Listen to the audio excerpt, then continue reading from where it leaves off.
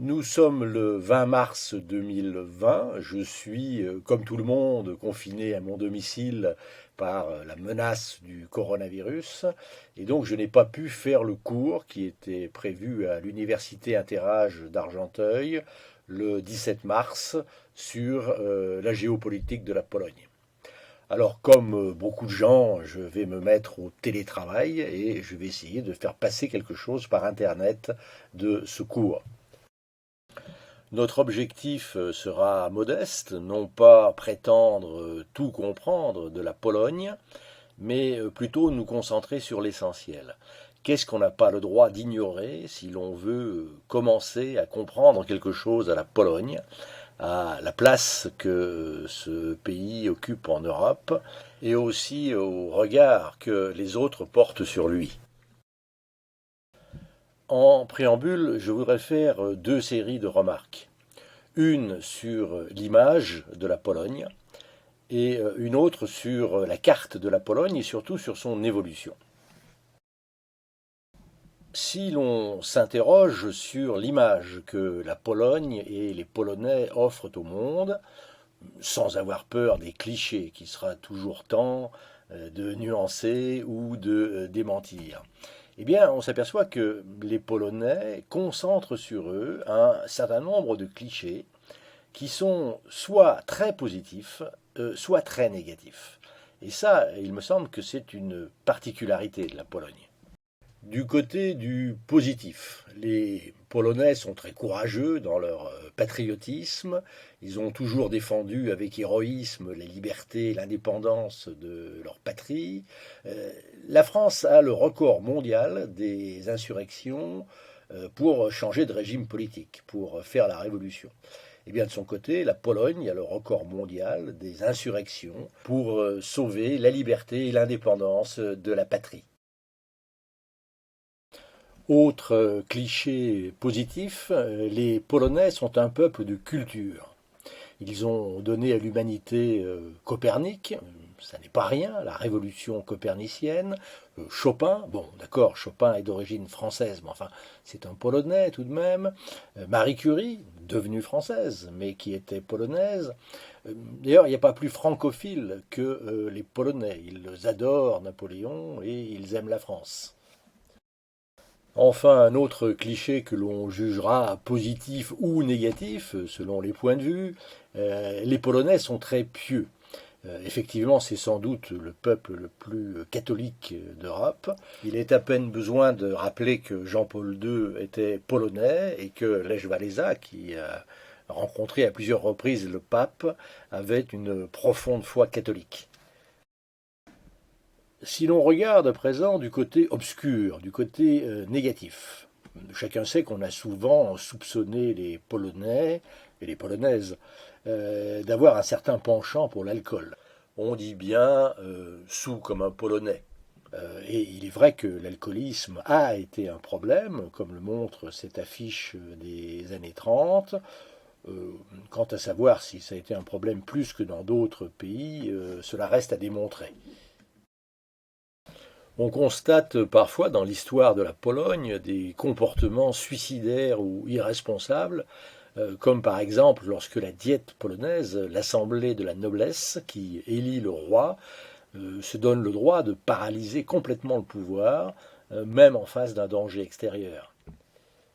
Le patriotisme incontestable des Polonais, il peut aussi tourner au nationalisme agressif, à la xénophobie, voire à l'antisémitisme. Cette question de l'antisémitisme est très sensible parce qu'elle ressurgit régulièrement dans le débat en Pologne, mais aussi à l'international lorsqu'on parle de la Pologne. Alors bien sûr, nous y reviendrons. Pour l'instant, contentons-nous de noter que l'existence de l'antisémitisme est incontestable en Pologne, hier et aujourd'hui, mais cela ne doit pas faire oublier deux choses. La première, c'est que pendant longtemps, du Xe au XVIe siècle, la Pologne a été l'un des refuges les plus sûrs et les plus accueillants pour les juifs qui étaient persécutés un peu partout en Europe. Ensuite, sur l'antisémitisme de beaucoup de Polonais à l'époque même de l'occupation nazie et du génocide, on ne peut pas le nier, mais cela ne doit pas faire oublier les milliers de Polonais qui ont risqué leur vie pour sauver les Juifs.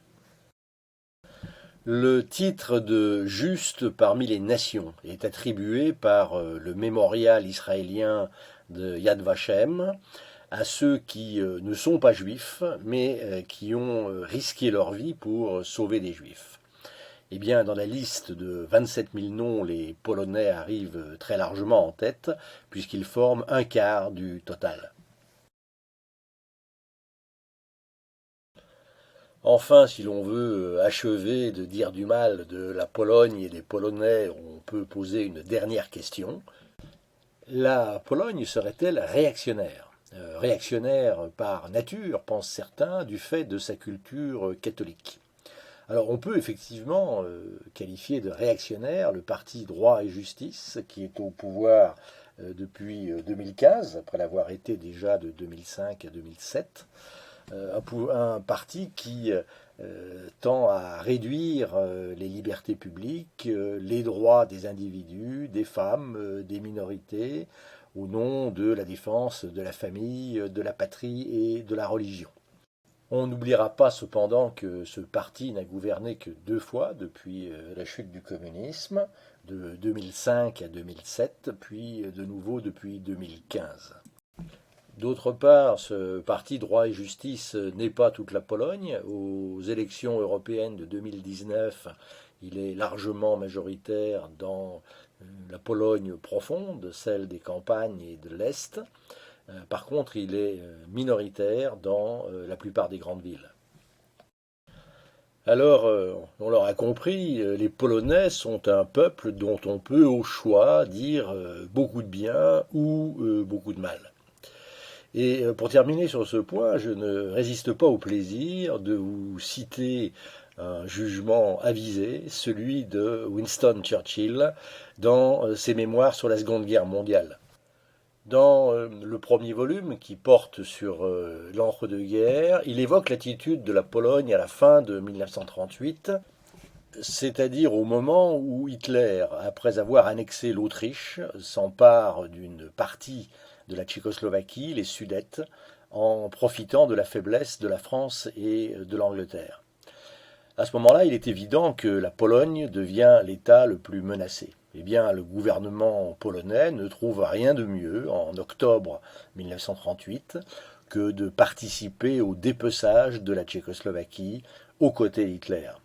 Il s'empare par la force de la ville de Teschen, qui était tchèque, mais qui avait une population en partie polonaise.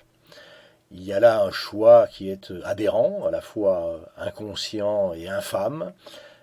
Écoutons la façon dont Churchill le juge dans ses mémoires. Les vertus héroïques de la race polonaise ne doivent pas nous aveugler au point de nous faire oublier l'aveuglement et l'ingratitude qui, au cours des siècles, lui ont valu des souffrances infinies. Il y a là un mystère tragique dans l'histoire de l'Europe. Ces mêmes Polonais qui, pris individuellement, sont capables de toutes les vertus héroïques et se montrent pleins de dons, de vaillance et de charme, témoignent souvent, dans la plupart des manifestations de leur vie gouvernementale, de déficiences incorrigibles. Magnifiques dans la révolte et le désastre, ils se montrent ignobles et misérables dans la victoire. Les braves des braves sont trop souvent conduits par les villes entre les villes. Et pourtant, il y a toujours eu 2 Polognes. L'une qui lutte pour le triomphe de la vérité, l'autre qui se vautre dans l'infamie. Bon, le moins qu'on puisse dire est que Churchill n'a pas mâché ses mots. Mais on retiendra surtout qu'il se montre à la fois très sévère et très élogieux pour les Polonais. Deuxième série de remarques sur la carte de la Pologne. Ce qui nous frappe, c'est son instabilité. La Pologne est parfois très grande, parfois très petite, jusqu'à disparaître purement et simplement. Tantôt elle se déplace vers l'est, tantôt elle se décale vers l'ouest, un peu comme si le territoire était monté sur les roulettes. Voici le territoire actuel de la Pologne, en vert, territoire dont les frontières datent de 1945. Étrangement, ce territoire correspond à peu près à celui du premier royaume polonais qui s'est construit au Xe, XIe siècle et dont la limite approximative est ici en rouge. Mais entre le Xe et le XXe siècle, il n'y a pas eu stabilité, c'est le moins qu'on puisse dire. Vers 1500, la Pologne s'est déplacée vers l'est et considérablement dilatée. Alors, il est vrai, dans le cadre de l'union avec la Lituanie, c'est ce qu'on appellera plus tard l'Union de Lublin ou la République des deux nations. La Pologne-Lituanie s'étend alors de la mer Baltique à la mer Noire. À la fin du XVIIIe siècle, la Pologne-Lituanie semble encore un État important. En réalité, elle est soumise à la pression croissante de trois puissants voisins, la Russie, la Prusse et l'Autriche. En moins d'un quart de siècle, trois partages de la Pologne, entre 1772 et 1795, aboutissent à la disparition complète de cet État. Pendant plus d'un siècle, il n'y a pas de Pologne en Europe, malgré la brève renaissance sous la domination de Napoléon, d'un grand-duché de Varsovie, mais qui n'est pas vraiment un État polonais indépendant, plutôt un protectorat français. La Pologne ne renaît qu'en 1920, lorsque la guerre et la révolution ont disloqué les trois empires, allemand, autrichien et russe. Elle disparaît de nouveau en 1939, partagée entre l'Allemagne et l'Union soviétique. Elle renaît de nouveau en 1945, mais emportée par la poussée soviétique et la débâcle allemande, elle glisse vers l'ouest. Après 1989, son territoire n'a pas bougé. Par contre, son environnement s'est profondément modifié, puisque tous ses voisins ont vu leurs frontières transformées. Ces quelques remarques sur l'image et sur la carte de la Pologne nous permettent de préciser les pistes que nous allons suivre. Nous verrons comment le peuple polonais a construit son État dans des conditions souvent très difficiles et un environnement parfois particulièrement hostile. Cela a conduit à de très grands succès, mais aussi à des désastres épouvantables. En gros, trois étapes. Tout d'abord, du Xe au milieu du XVIIe siècle, c'est la construction d'un État polonais qui, malgré les difficultés, atteint à partir du XVe siècle l'apogée de son extension, de sa puissance et de son rayonnement culturel. Cette période du XVe au milieu du XVIIe siècle peut être considérée comme le siècle d'or de la Pologne. Au XVIIe siècle commencent les grandes épreuves, infligées par l'agressivité de puissants voisins, mais aussi par l'incapacité des Polonais à construire un État solide.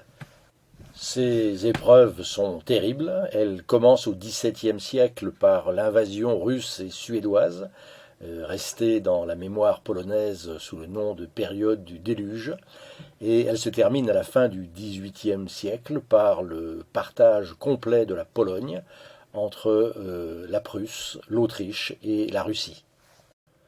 Pendant tout le XIXe siècle se maintient et même se renforce un patriotisme polonais, mais il n'y a plus d'État polonais. La Pologne renaît en 1919, mais sa place parmi les nations n'a rien d'évident, perturbée par ses relations difficiles avec ses puissants voisins, l'Allemagne et la Russie, et aujourd'hui par son intégration pour le moins difficile à l'Union européenne. Enfin, pour terminer ce préambule, nous pensons que l'hymne national polonais mérite d'être écouté, à condition de lui ajouter une traduction et quelques explications. L'hymne polonais, c'est la Mazurka de Dąbrowski. Dąbrowski est un général patriote polonais qui s'est distingué lors de l'insurrection de 1794 contre les Prussiens et les Russes. L'insurrection ayant échoué, la Pologne disparaît de la carte et Dąbrowski, comme de nombreux officiers, se réfugie en France. Il choisit de combattre aux côtés de la Révolution française pour la liberté de son pays et la liberté en général. Et c'est ainsi qu'on va le retrouver en Italie en 1797 aux côtés de Bonaparte. À la tête d'une division polonaise, Dąbrowski combat dans l'armée française jusqu'en 1814. La Mazurka de Dąbrowski est un chant patriotique composé en 1797 et qui est devenu l'hymne national de la Pologne en 1927. Plusieurs choses me paraissent remarquables. D'abord la phrase d'ouverture, la Pologne vivra tant que nous vivrons, qui résume bien le sentiment des patriotes polonais à l'égard de leur pays, qui a disparu pendant une longue période de la carte. Ensuite la référence à Bonaparte, qui n'est pas dans l'hymne national français, mais dans l'hymne national polonais. Et enfin le choix par les Polonais de célébrer un moment qui n'est pas une victoire, mais qui est pour eux une défaite héroïque.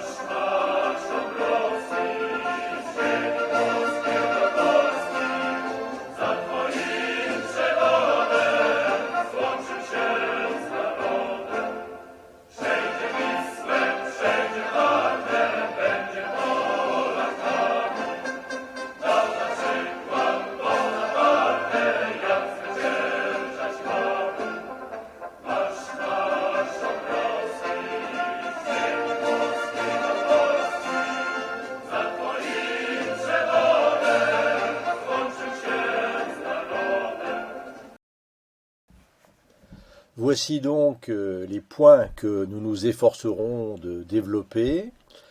Nous le ferons dès que l'université Interage pourra reprendre ses activités. Ce cours, qui était à l'origine programmé le 17 mars, est reprogrammé en principe le lundi 8 juin à 14 heures à la mairie d'Argenteuil. Mais ceci demande évidemment confirmation.